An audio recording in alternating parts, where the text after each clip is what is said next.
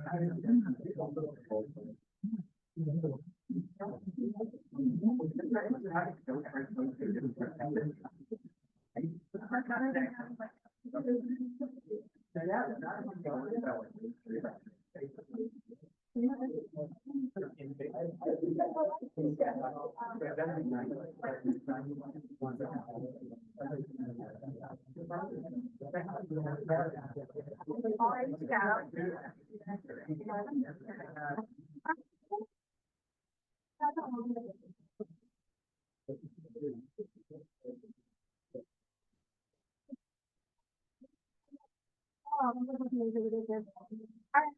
so we're gonna go ahead and get started. We'll leave this this QR code up for a few more minutes, so we're gonna go ahead and get started. Hello. So today we have Dr. Stylianos Chatzidakis. Did I pronounce well? Perfect. Okay. So just a little bit of bio. And the most important part is that he's my very good friend, and I know him since 2015. So we both were PhD students. At the time he was in Purdue and I was in Cambridge. So we were both in ICAP, and we were acting like, okay, we know lots of things, but we did not. But the best part is that actually I have seen a guy actually before me got the best paper award, and I was not very happy about that. And fortunately, my name also came up, so we both got the best paper award, and we became friends. He's the only one I might not have talked to him. That's okay, like I was jealous. So Dr. Chatzidakis is actually assistant professor at Purdue University in the nuclear department, and also he's an assistant reactor director for PAR-1 reactor, and he is actually one of the developer of the PAR-1 digital twin, which is housed in their reactor. And before joining as a professor in Purdue, he was working at Oak Ridge National Lab as a Weinberg Distinguished Fellow. His works are actually kind of similar to my field. He's been working on digital twin, AI, ML, some quantum safe cryptography for cybersecurity. And before that, Dr. Chatzidakis actually like for this work and others, but lots of awards. I'm not mentioning all, including Weinberg Distinguished Fellowship, Roy G. Post Foundation Scholarship, and Purdue's Outstanding Engineer Teacher Award. So, and if you need more information about his bio, he's here. So the floor is yours. Thank you.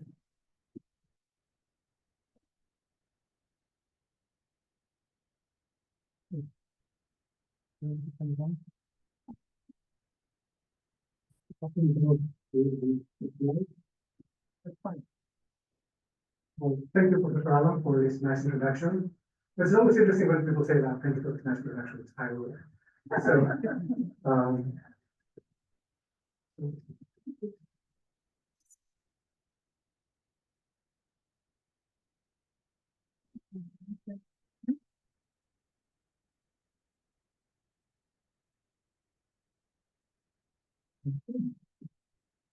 okay, so I'm Stylianos Chatzidakis. So that's a Greek name, don't try to spell it. Most people call me Professor Stylianos, Dr. Stylianos. I guess I give extra credit to students who are brave enough to pronounce my last name. And the trick here is like C silent. It's Chatzidakis. I don't know why they did a C there. I didn't want to do it. So I'm with Purdue University, and I'm really excited to be here. Thank you, Professor Alan, for this great invitation. And I just want to take a little bit of your time. I know I'm starting between you and dinner, so I will try to make you brief. I'm kidding, I'm trying to get to talk. So I just want to take a little bit of your time and talk about detection and characterization of cyber events in a nuclear system, which is a fancy title for saying I want to talk about cybersecurity. Now, before I get started, I just want to say that we have a reactor for you. Has anyone been there? Have you visited the reactor? Yeah, okay, good. Yeah, it's a very nice reactor. It's the only reactor with a fully digital system, fully digital control in the US. It's nice to the NRC. And also it's an open pool reactor, so you can actually see the core. And you can visit anytime, you're welcome.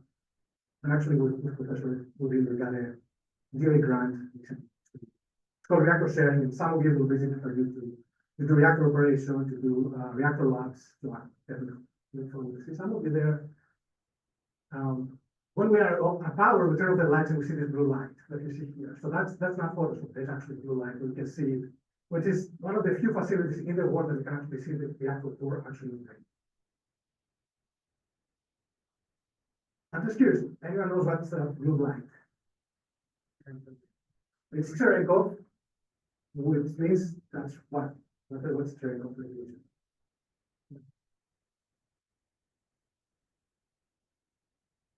Any idea what's Cherenkov radiation? Yeah. Correct. That's correct. So it's when electrons are moving faster than the speed of light in water. Right? So Einstein only said that nothing can move faster than the speed of light in vacuum, but if you're in water, things can go faster, and it's practically the photonic boom. It's the equivalent of the sound boom, because in F-16 is going through faster than the speed of light.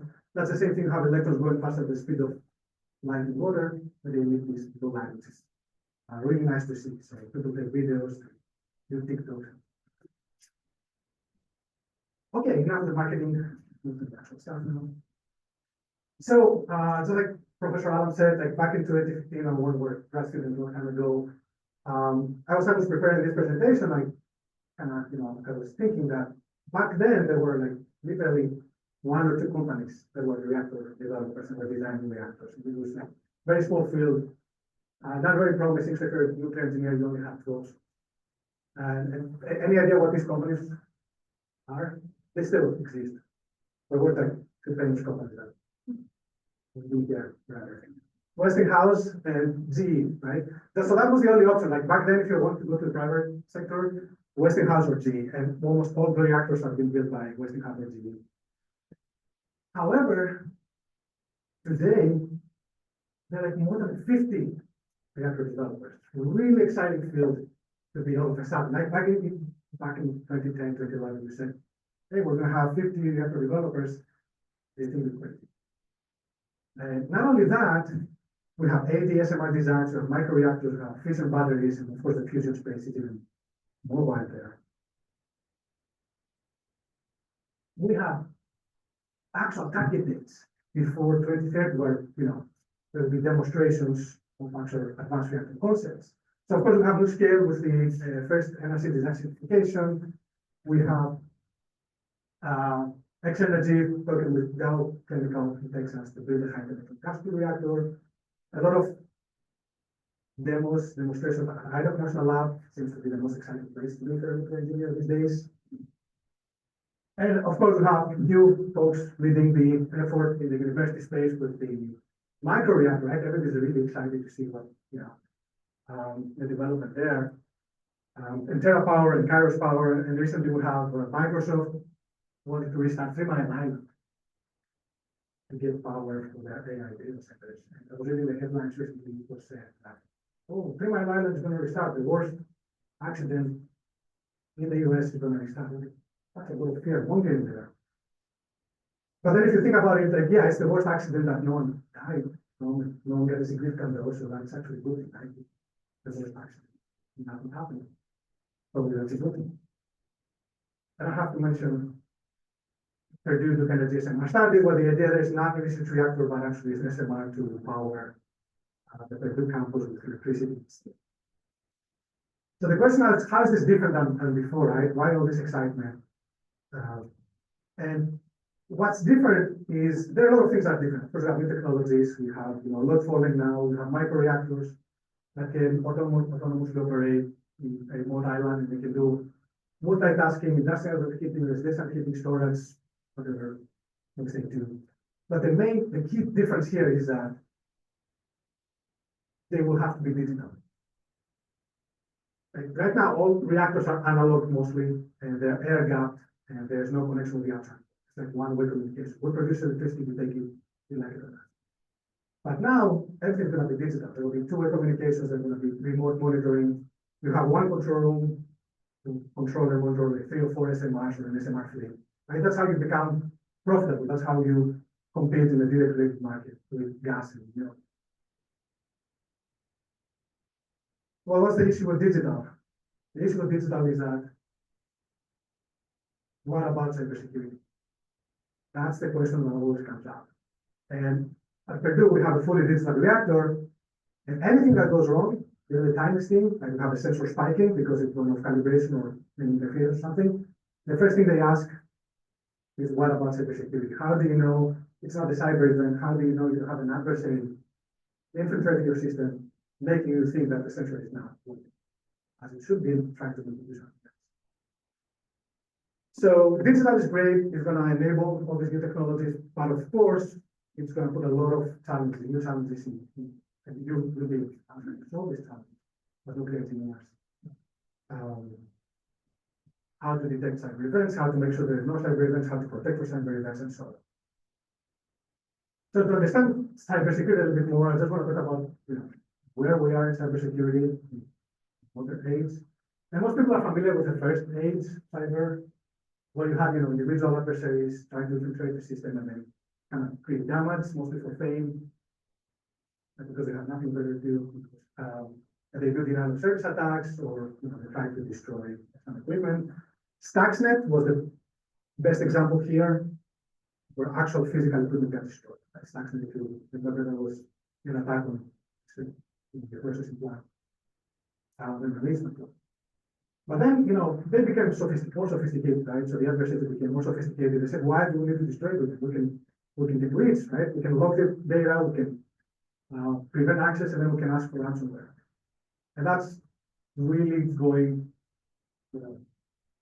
increasing $20 billion just for damage from ransomware. And then they become even smarter. They say, why do we even bother to, lock the system and get ransomware? We can just steal the data, just copy the data, and then threaten to make it public. And most CEOs will just pay whatever they ask you. Because if you're making public that someone is interfering with your system, the stock price drop is going to cost them more than what a couple of million dollars they're asking. And finally, there's the fourth cyber age, which has to do economic advantage, which means that the adversaries are looking for trade secrets or intellectual property rather than become rules. And that makes sense. You spend billions of dollars to license a reactor. You have someone who's doing espionage to get the blueprints, and now they have a brand new reactor for free. Most of the work that's done by the nuclear community and NRC is, they want to make sure that the reactor is safe. And that's perfectly fine, right? You don't want to have a reactor being crippled by any fires that will shut down the plants or the sensor. But these three other attacks or events, they mostly have to do with the investment. Right? You want to protect the data, because a hit on the investment is also really bad for the nuclear industry. Right? If one of that happens, that's bad for the nuclear industry. So how do we protect the data? How do we make sure that none of that will happen? Well, the answer to that, or one of the answers to that, is encryption. We have to encrypt the data. Okay? Right now, there's very limited encryption. Any conventional encryption is mostly to IT solutions and does not guarantee security.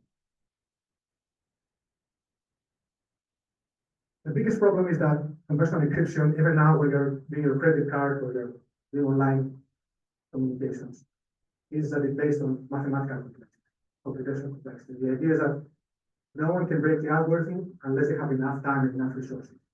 So the algorithm is complex enough that you need 10 years to break. So who cares after 10 years for a transaction? However, we have quantum computers coming, right? And there are studies showing that even the most sophisticated encryption can be broken in 8 hours.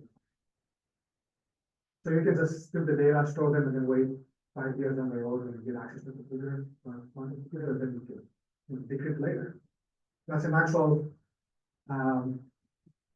strategy that we're already seeing. So the challenges what we have is that, can we design an unconditionally secure system? A system that cannot break in any way. Doesn't matter if you have a quantum computer, doesn't matter if you have 10 supercomputers, brute force attacks, you can never break it. It's unconditionally secure. And the second challenge is that, can we detect and characterize cyber events? Even if you have encryption, you can still have cyber events. Can we detect them and characterize them in real time? Because right now we're only reacting, right? There have been cases where the adversary was in the system for 6 months, and then they find out, after something happened. Can we be proactive? Can we detect even before the attack happens? Can we characterize what happened? So the answer to the first question is, I'd say yes, in principle. There's already an algorithm called one-time pad that guarantees confidentiality. It's written unbroken. It's mathematically proven that nothing can break it. And how it works, you have a key that's randomly generated from a true random number generator, not a pseudo-random, or it has to be a true random number generator. And then that key has to have the same size as your message, and then you do an exclusive OR operation, and then you send the encryption to Bob. You have Alice and Bob. And that cannot be broken. Now, what's the issue with that? Why don't we apply it? Well, the problem is that you have to distribute the key between Alice and Bob. So whatever key you have here to encrypt, you have to find a way to distribute it to the other party, to Bob. And there's no secret way to do that. It's virtually impossible to do that. And I apologize for that part of the room. I'm still not in that side.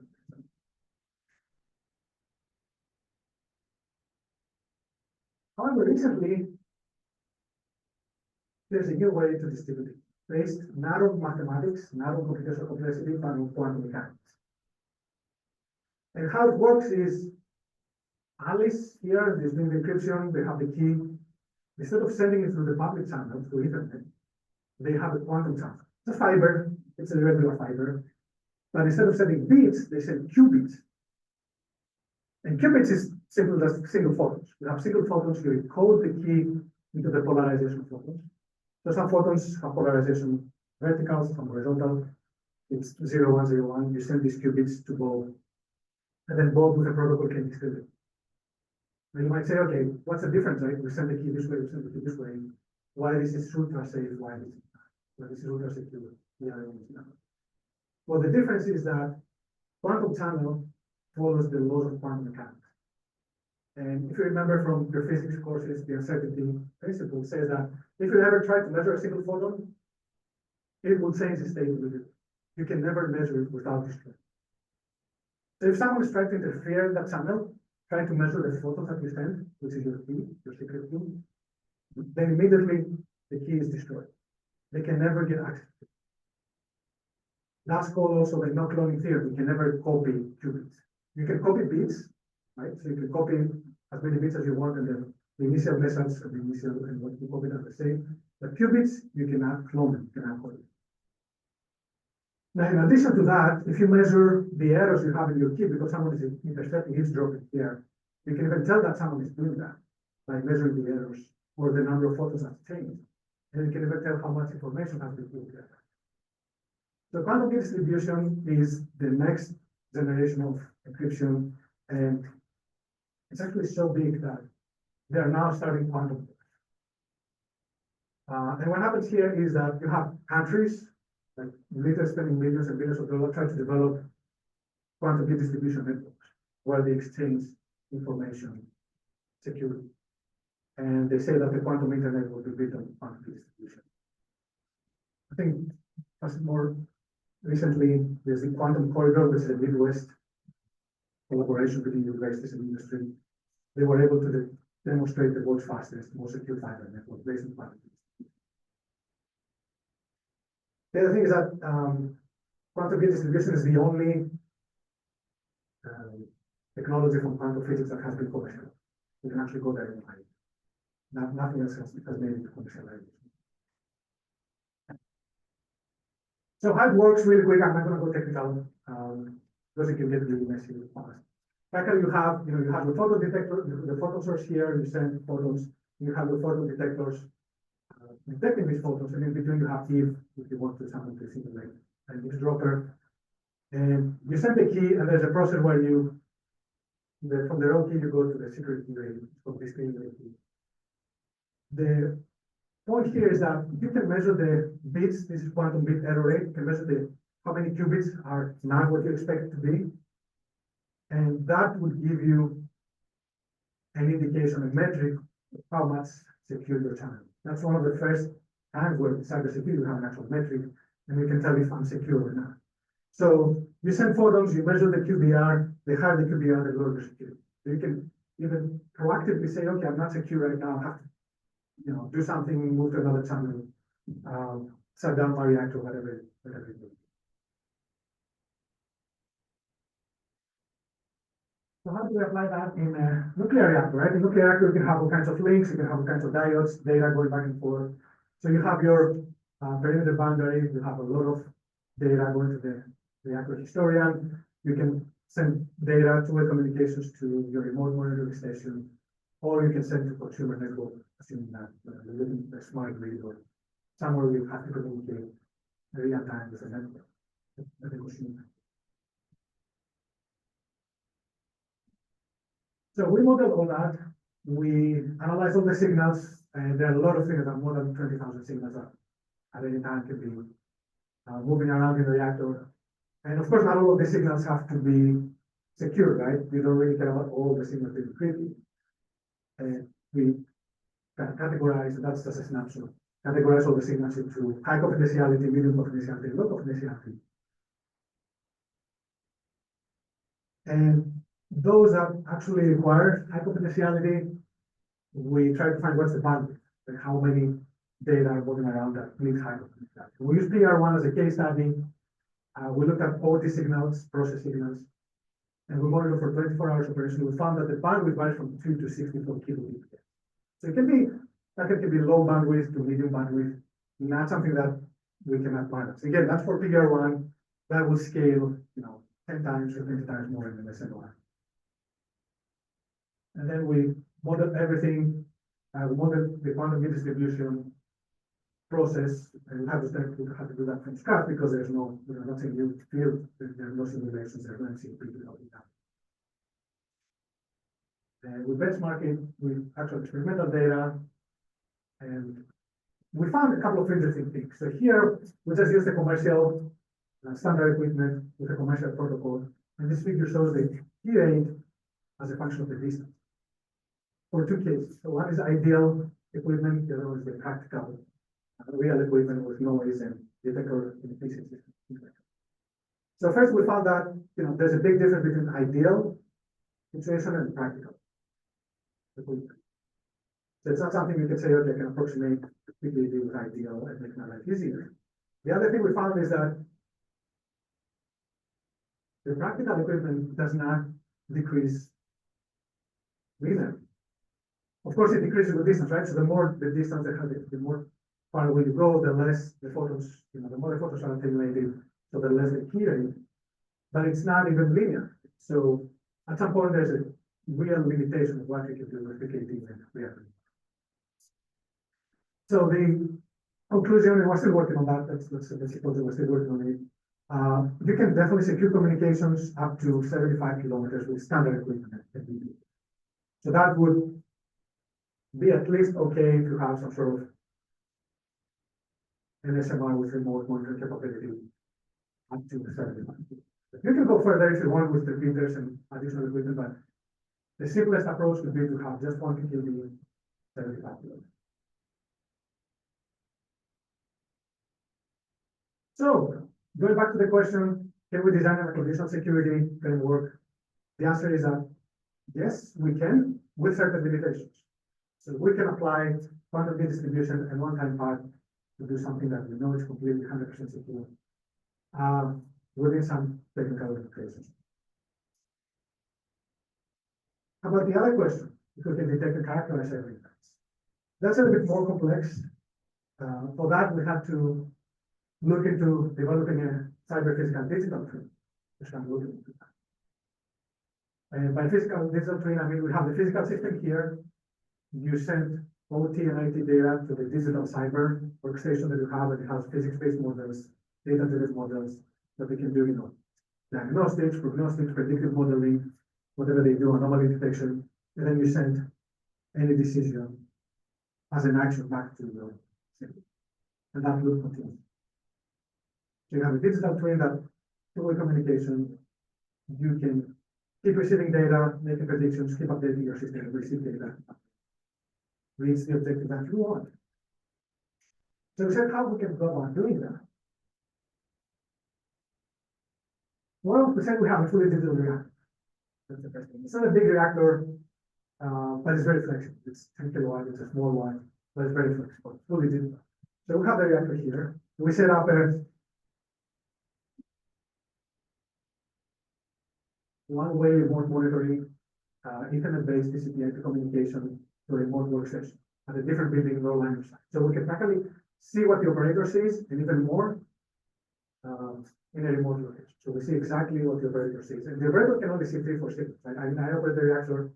You really cannot handle more than 3 or 4 signals. There we have 3 or 4 monitors. We can see everything. We can have AI model running, give us data analytics. You can have OpenMC running, give you the flux distribution, the core. And then whatever decision you make, whatever action you do, you can send that to your PLCs that have control logic in there, and then send this command back to your reactor. And that will continue. So you get the data, you get 2,000 parameters, you process them, you want to change something in the reactor, you can do. And this not only allows us to monitor the reactor real time, but we can actually now experimentally simulate cyber events. For example, we can introduce some vulnerability in this PLC, say, hey, what happens? We can do denial of service with that PLC. See what happens in there.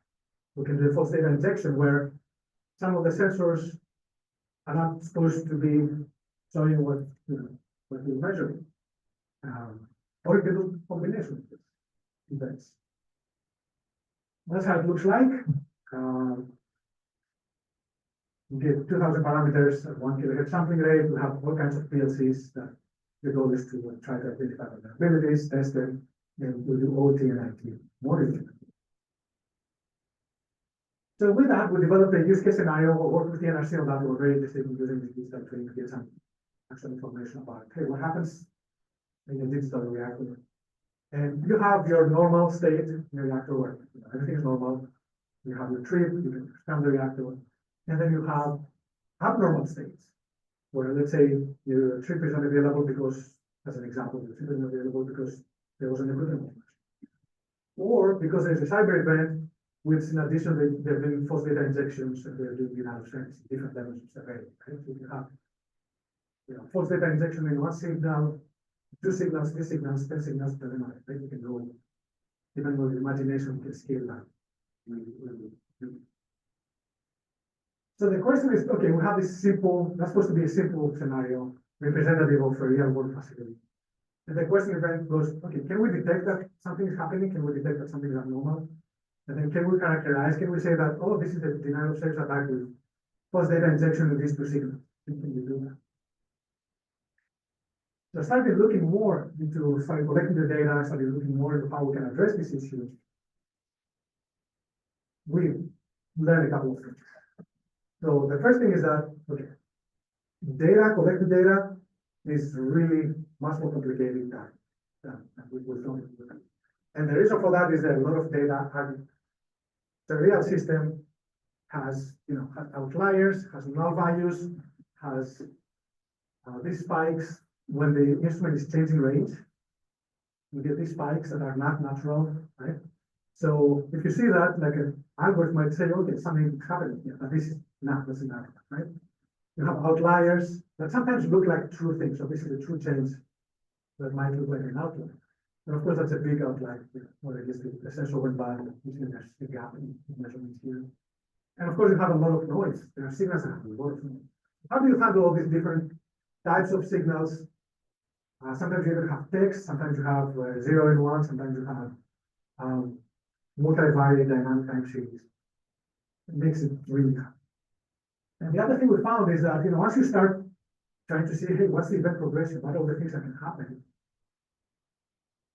You try to put them on an inventory, and I don't expect you to read that, but I don't want to give you the idea, is that things can scale exponentially. So even for a very simple scenario as I'm describing, you can get tens and hundreds of cases like that.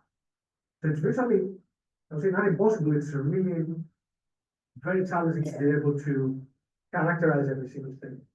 And that's PR1, right? I don't want to think about this about the reactor. So eventually, we have to make a decision when we're designing the architecture of the system, how can we characterize this cyber? And we ended up with a simple binary classification, three-level binary classification that works sort of like this. We input the OT data separately from the IT data. We have level 1 and level 2. And we just check at a high level if they're normal or abnormal. So that can tell you, okay. And I don't care if they're cyber event or not, I just care if the data are normal or abnormal. So you do that for your OT data, you do that for your IT data. And if both of them are normal, then you put it. Everything is normal. But if your OT data or IT data are normal, then you go to the third level where you have a more sophisticated algorithm looking at exactly what's happening. And then hopefully you can tell whether you have a cyber event or if you have something else happening. And if it's a cyber event, whether it's an FBI post-data injection or it's a service attack. So that gives you 90% of what's out there, right? You can go multiple levels and make things more complicated if you want to say, hey, this is where the FBI happened, this is where the DOA happened. But even this one was very complicated. And the biggest problem is that you need a lot of data to train. So every time you have a new level, you need more data, more abnormal data. Really hard to get abnormal data in the reactor, right? You cannot keep messing with the reactor by doing cyber attacks. The other thing is that you have to train. Let's say you have machine learning algorithms here, you need machine learning algorithms here, here, here. If you go multiple levels, you need more and more and more and more. So we have to train 3 levels. So we collect the data, we split them, we process the data, clean the data, do data set creation, do normalization, split the training, testing, validation stage. Do the training, validation, hyperparameter tuning to optimize the model, and then do testing. So out of all that process, what took the most was the data pre-processing. That takes the most. I don't think, machine learning, people care about the model training and testing. What really takes most of the time is the data pre-processing. Without good data, garbage in, garbage out, right? If you don't have good data, they have outliers, they have null values, that can break. And not only can break your system, but you can still get predictions, but it will be wrong. That's even worse. So you have to be very careful about the whole process. And to give you an idea about the hyperparameter tuning, which means you need to select parameters to optimize the prediction of each model. There are a ton of them. So the process I showed before that you have to do hyperparameter tuning, it's like training, validation, tuning, high training, validation, tuning, means that you have to decide what the window length is. How far I'm looking into the past, how far I'm making a prediction to the future, the window step, the balance ratio between normal and abnormal data, the training, validation, test split, what type of scaling we're going to use, what type of algorithm we're going to use, and they're playing out there. And that can scale really fast. So this took 6 months. I have like 3-4 graphs with one.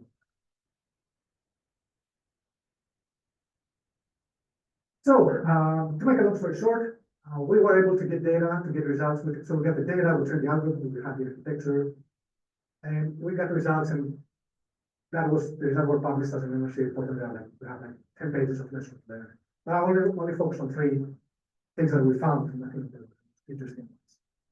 So the first one is, we found that, yes, we can use AI machine learning to get data from a reactor and classify whether state is normal or not normal. We found that.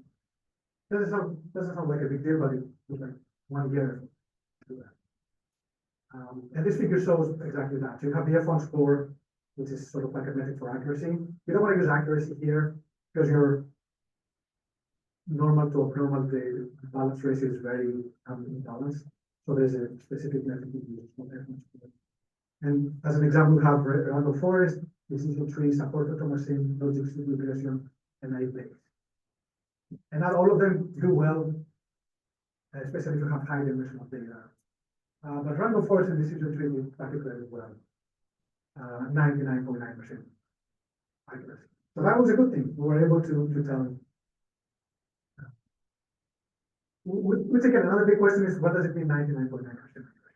So if you're making a decision every second, and after 100 seconds or 1,000 seconds to get one wrong, imagine you have to operate that, 3-4 years. So the question is, you need to go 99.99999 for a good guess. The other thing is that, not only the accuracies that comes into play, you also have the performance of the algorithm. So here you have the computational time to train an algorithm, and also how much time it takes to make a decision. So depending on the amount of abnormal data you have, and depending on the algorithm, some algorithms can take a lot more time to be trained. And I highlighted again that was PR1, a proof of concept. If you scale that 10 times or 100 times in natural reactor with 30,000 signals, imagine how long it will take to train. And the last thing is that the biggest limiting factor was the amount of abnormal data that are available. It appears to be a minimum threshold that it's you need for one abnormal data, you need to have 30 times more normal data. And so that's the balance ratio of what it is here. And this figure shows the accuracy of the F1 score as expansion of the relative amount of data. So if you're here, your accuracy is perfect, you're really good, no false positives, no false negatives. But once you get less and less abnormal data, because for whatever reason you cannot get real abnormal data,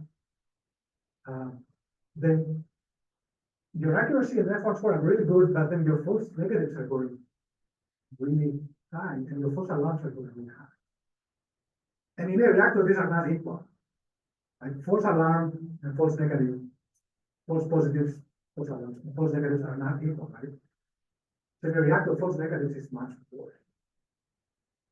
Because false alarm, okay, it means that you think something happened, but it didn't, so okay. You investigate, you find nothing happened, that's okay. You spend a few bucks. But a false negative means that something happened and you didn't pick it up, right? So there is a cyber event and you think nothing happened. That's not bad. So the amount of non-normal data you have to train your algorithms has to be at least a certain quantity to make sure that your false negatives drop below a certain acceptable threshold. And abnormal data are really hard. Normal data you can get as much as you want. So you just operate the reactor, get as connected as simply have. But abnormal, then you can do one experiment, you do 2, you do 3 cyber events in the reactor, like how many can you do? Right? You do 1,000, right? So the next step that we're working on, so we have the digital twin, we did the study with the QKD, we did the study with the algorithms, we have the architecture ready. We're working with Toshiba, which has recently got an actual QKD equipment. We plan to install the equipment in the reactor. So here we're going to have the QKD here and here. We'll do the encryption on actual reactor data, and then we'll try to see if we can do the encryption, detect any cyber events, and then characterize cyber events all in real time. Do that, moving time. So just to go back to our 2 questions, can we design a conditional security framework? Yes. Can we detect and characterize cyber events in real time? Yes. But these are all proof of concept. They are very simple, representative use cases. In a very simple reactor, everything will have to be. And once you start, going to the licensing stage, you have to answer some really difficult questions. Right? What's the minimum amount of normal data you train an algorithm? Where do you get that? And one answer is synthetic data, right? That might be, a very nice solution. So, yeah, with that, so I close, and of course, I want to acknowledge our sponsors for funding, DOE and NRC. And of course, a lot of people that, without their input and expert inputs, wouldn't be able to do that. And above all, the grad students were doing most of the work, have some really good grad students helping them. So, with that, thank you all, and I'll be happy to answer any questions.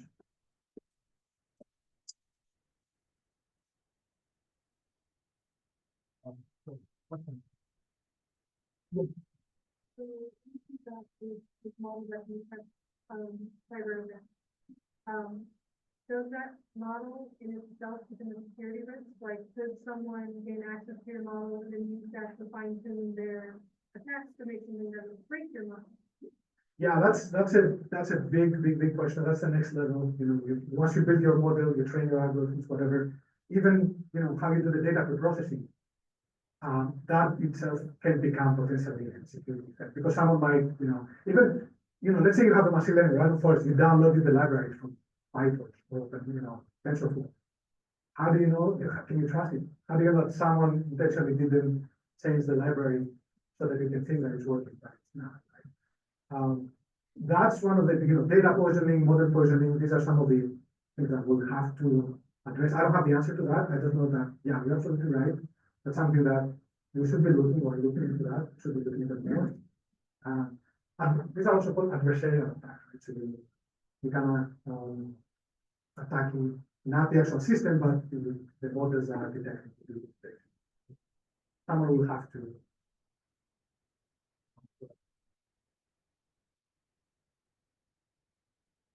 Yes. So the adversarial learning, what was the criteria of selecting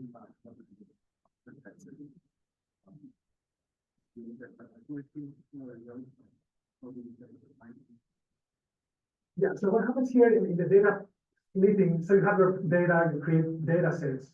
So you create 3 data sets. You have the training data set, you have your validation data set, and you have your testing data. So if you have, you have 1,000, let's say, data points, you cannot use all of them for training. Right? You have to split them in 60%, 20%, 20%.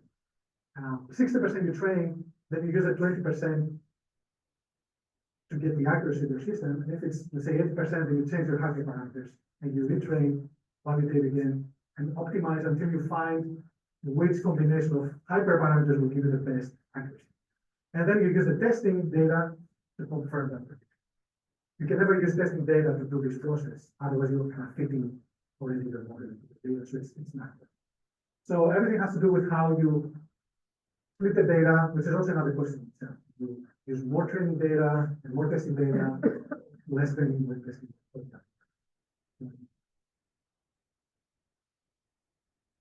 Yeah.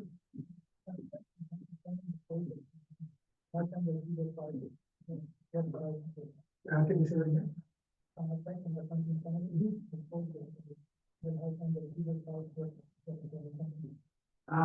Yeah, the receiver cannot get the information, so they can only get the fact that, they can tell that someone attacked the channel. How it works is that,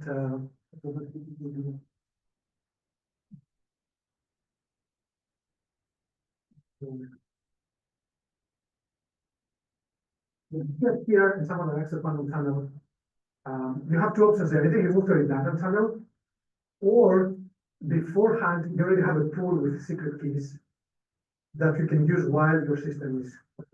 And until you fix that, you use a pool with keys that you already distilled before the channel was attacked. You can use them until you fix the issue. A big question we're actually exploring with the plans to explore the Toshiba is, someone is attacking the quantum tunnel and they just do that. They don't care about getting the secret key. They just want you, it's a competitor, they don't want you to operate. And they want you to shut down because it's a competitor. They will just attack the quantum tunnel by sending light. And it's a fiber optic, it can send light. You cannot get a single phone. The time to fail based on this attack would give you how much time you have until you move to another channel, or you go to conventional encryption, or do something else. So that's one of the attacks that can happen. Yeah, again, it's not that easy. This quantum channel is not supposed to be open for anyone, right? It's going to be protected. It's not supposed to be protected. But there's the opportunity, there's the possibility that someone might be affected. Yeah, that's a good point. Yeah.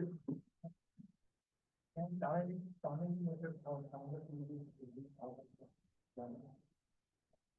tunneling effect can make some. I'm not aware, to be honest.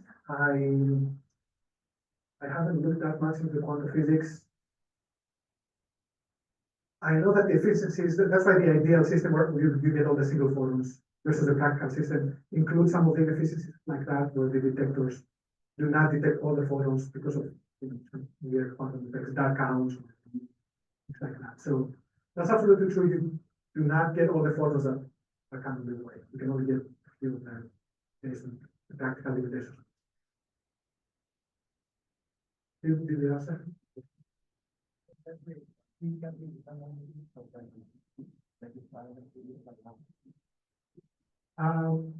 Yeah, you can, so the protocol, between Alice and Bob, that's why you start with a raw key and eventually you get into the secret key. It's much smaller, the secret key is much smaller because you don't receive all the keys and then you have to reject some of the tokens. Because of errors. Yeah.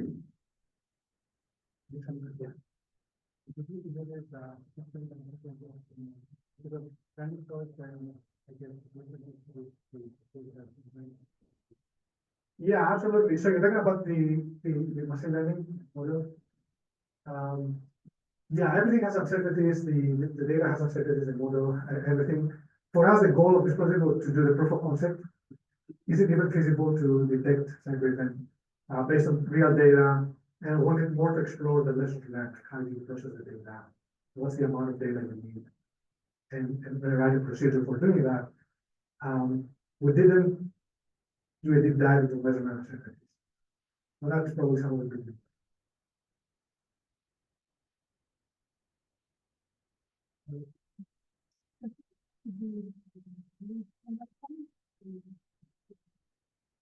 Yeah, so right now, quantum key distribution is point. I know they, what I said before, like they're big archive projects and they're working on quantum networks, where there's a network of quantum distribution. They talk to each other in multi-point. But for us, we only look into point data. This is the encryption just in local. So in your prototyping system or element, how do you handle the loss? Because when you're encrypting, obviously it's very secret.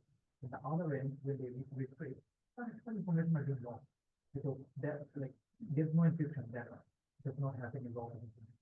So do you have a chance to look at that part, the loss of information? This kind of thing. Especially when we are talking in the real time, those losses are actually pretty evident. Right? Yeah, that's some of the things we'd like to explore more. We haven't done that yet. So that would be the next step to actually do the encryption and implement the KD. That's one of the reasons I'm here, so we can talk about that. We get some expert advice there. The big question I have also is that, can you do real-time encryption? Like, let's say if you have to scramble the reactor in half a millisecond, because that's your text base, well, then you have an upper limit of how fast encryption happens and the signals and everything. So there are different limitations that have to be taken into account. True real-time is actually kind of like skeptical because your algorithm with operation conditional changing or your intensive changing, you really need to do the retraining again and again. So you need time, right? So 100%. Actually, real time is actually kind of like it's not like yes, on paper it's possible, but in reality, it's if you can achieve real time, you can get. Yeah, absolutely. Difficult. Absolutely, 100% true. If you have a system that's working 3 years, and this was just a proof of concept, I can do. But if you have a reactor working 3 years and then your sensors are shifting and you're changing operators, you probably have to retrain everything. Yeah, exactly. If you can solve that, that's going to be kind of forward. Getting to this question, do you, like you say, like after 3 years, do you train model from scratch or you are thinking of transfer learning or fine tuning? I think there are a lot of things. Yeah, if you can avoid training from scratch, that'd be the best. If you can do some sort of transfer learning or reuse or take what's trained, your models are trained and then you just do a little bit more training. Now, again, if you have a team of, engineers doing this work, then you collect data continuously, you have a backup. You can retraining while you're using a certain type of models and you replace them. Yeah, the cost of that is another question. So one of the biggest costs in nuclear is the operation and maintenance. So you want to minimize the number of operators by making all these things, remote monitoring. But then you don't want to bring an army of engineers training models. That you really get on. Any question? If you have more questions that you don't want to ask now, obviously And you just one look at the full timeline for you to come up and make sure that you write a long. Make sure that you respond. If it doesn't respond, let me know. I respond. Well, thank you, everyone. So.